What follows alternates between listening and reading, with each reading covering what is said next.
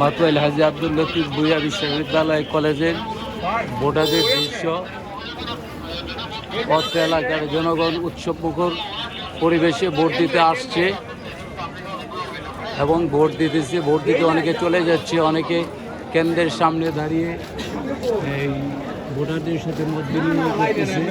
এখানকার পরিবেশ খুব সুন্দর। আপনারা যারা বাসায় বসে আছেন, বাসায় বসে না থেকে দ্রুত ভোট কেন্দ্রে এসে আপনাদের মূল্যবান মতামতটি ব্যালট পেপারের মাধ্যমে প্রকাশ করুন। সুষ্ঠু সমাজ যারা গড়বে, সন্ত্রাসমুক্ত চাঁদাবাজ মুক্ত সমাজ যারা গড়বে, তাদেরকে ভোট দেবেন এই আশা ব্যক্ত করছি ইনশাআল্লাহ।